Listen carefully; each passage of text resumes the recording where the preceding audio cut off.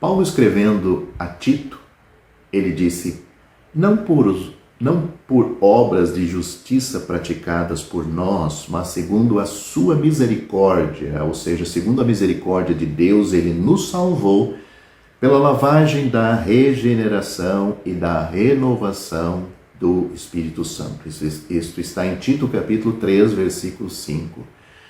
Neste grande texto do Evangelho, o apóstolo Paulo deixa claro que a salvação vem do Senhor e não é pelas obras vãs dos homens, mas pela misericórdia de Deus e por meio do sangue do Senhor Jesus Cristo. Em seu relato evangélico, Lucas 18 nos conta sobre dois homens que foram ao templo para orar. O primeiro homem era um fariseu, um líder religioso. O outro era um publicano, um coletor de impostos. O fariseu, levantou-se e orou assim consigo mesmo: Deus, eu te agradeço, porque não sou como os demais ou como os outros homens, roubadores, injustos, adúlteros, nem como este publicano. Jejuo 2 vezes na semana e dou o dízimo de tudo o que possuo. Isso está registrado em Lucas capítulo 18, versículos 11 e 12.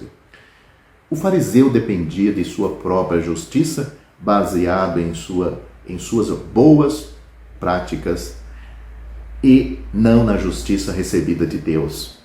Lucas continua dizendo que o publicano, pondo-se de longe, nem levantava sequer os olhos ao céu, mas batia no peito, dizendo: Deus, ó Deus, tem misericórdia de mim, pecador. Outras Bíblias dizem: ó Deus, sê propício a mim, pecador. Lucas capítulo 18, versículo 13. O publicano reconheceu o seu pecado e dependia da misericórdia de Deus para a sua salvação. É o humilde publicano que está passando sua eternidade no céu, enquanto o fariseu hipócrita, a menos que se arrependeu depois, está passando sua eternidade nas cadeias das trevas no inferno. É uma crença comum que quando uma pessoa morre, ela será entrevistada fora dos portões perolados do céu por São Pedro.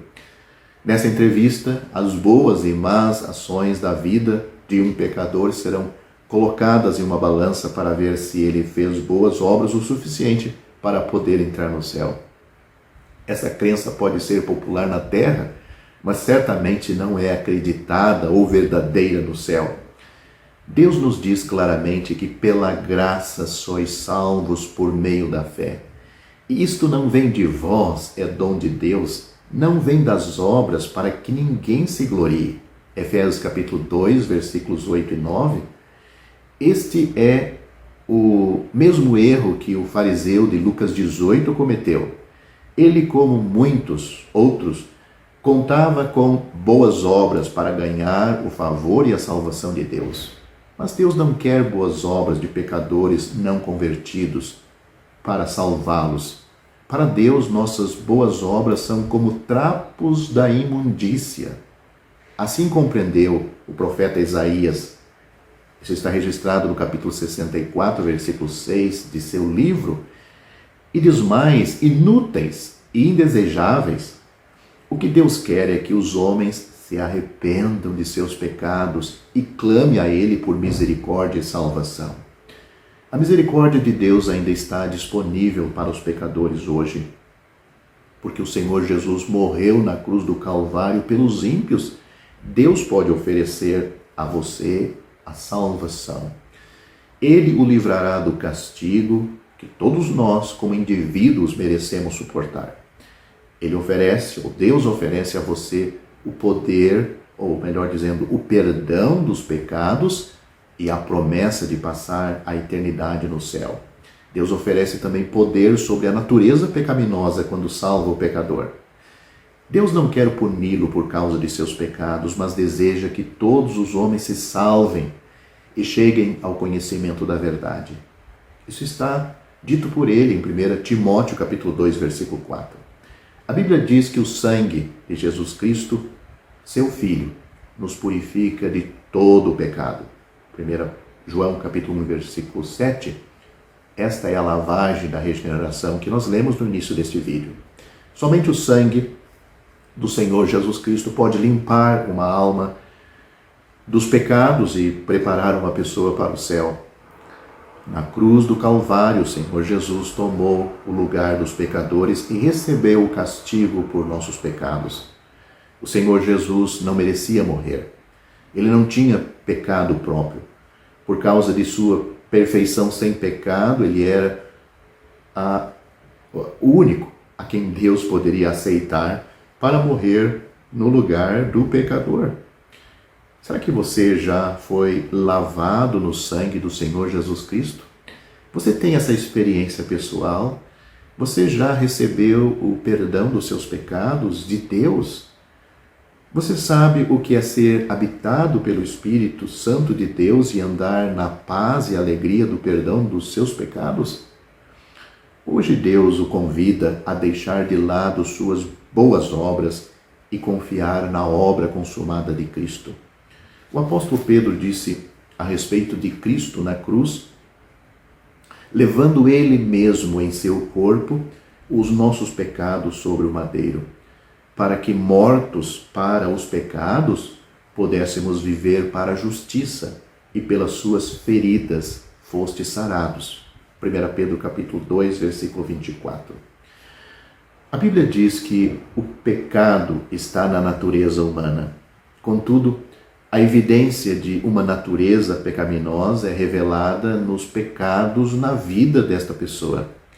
Visto que a fonte é corrupta, segue-se que tudo que procede daquela fonte estará manchada com aquela corrupção. Portanto, assim como Cristo morreu para tratar da questão do pecado, ele padeceu pelos pecados e os levou no madeiro. É isto que o apóstolo Pedro afirma em 1 Pedro capítulo 2, versículo 24 e no capítulo 3, versículo 18. Esta afirmação explícita é uma das verdades fundamentais do Evangelho. O fato que Cristo levou nossos pecados significa que Deus atribuiu os nossos pecados a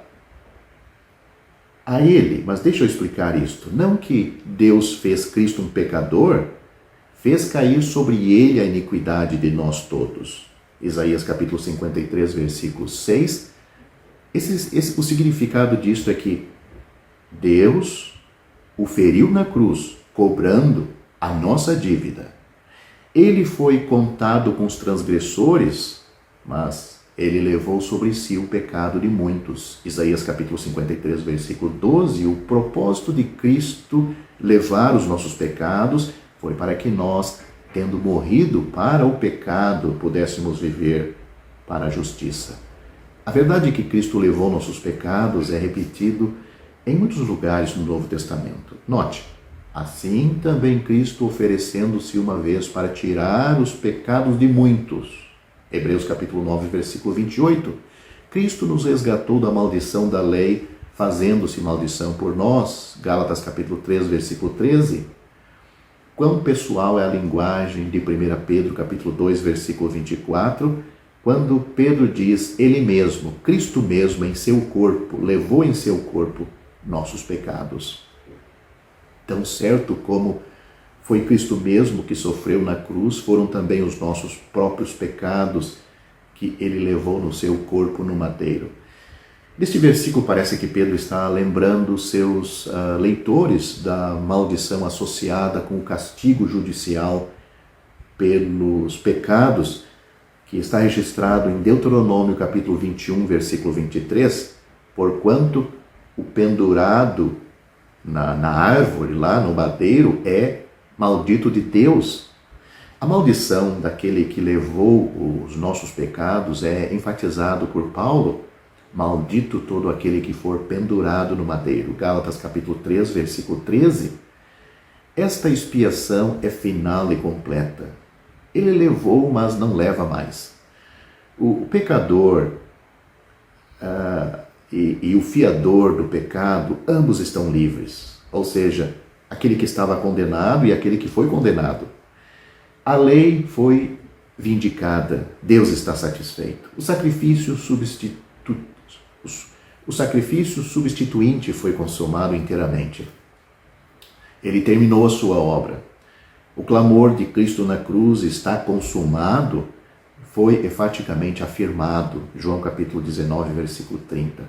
O pecado foi tratado de uma vez por todas. Portanto, não ficou nada para o pecador fazer na obra da sua salvação, a não ser aceitar o que Cristo já fez com toda a perfeição. Aceitá-lo pela fé.